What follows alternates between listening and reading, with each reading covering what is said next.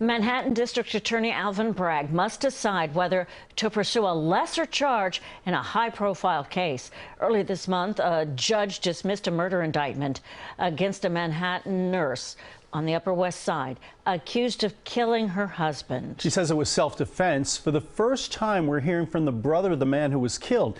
He sat down with CBS 2's Alice Gaynor for an exclusive interview.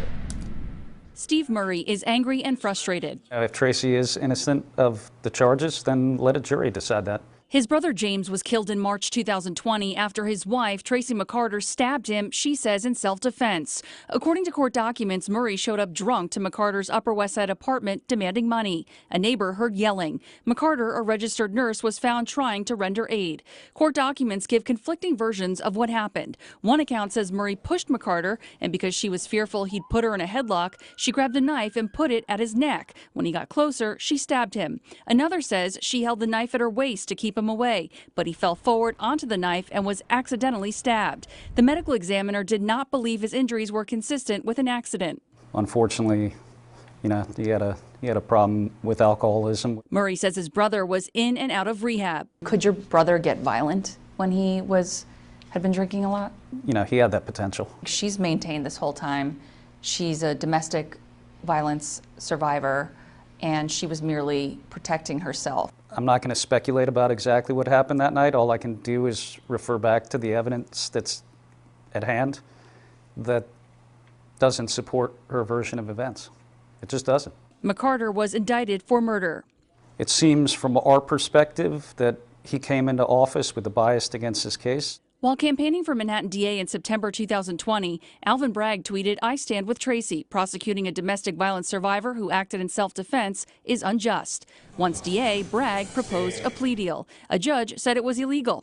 Then he wanted to dismiss the indictment and proceed with a reduced charge of manslaughter to seek a measure of accountability. A judge denied it, citing lack of evidence.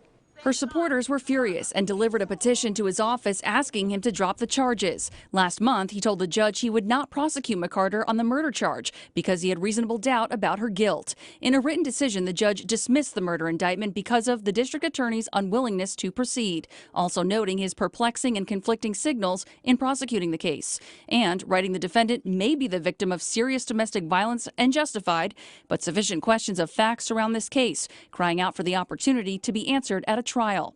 So the DA was given 60 days to present the case to a grand jury for a second time on a lesser charge of manslaughter. Last week at an unrelated news conference, he did not give an answer. Off topic, are you seeking a lesser charge against Tracy McCarter? We're not asking the DA to put her away for the rest of her life. We're asking the DA to let the legal process play out, let evidence be heard.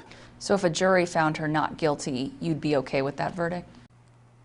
Probably not, but I would accept it and move on. It's been tough on both families. He's a loving son, a great brother, a loving father, and he's not this monster that's been portrayed in the media. The clock is ticking on the DA's next move. Alice Gaynor, CBS 2 News. Now, both DA Bragg and Tracy McCarter declined interviews. In a statement released after the murder indictment was dismissed, McCarter maintained her innocence and said they were both victims of cruel disease of alcoholism.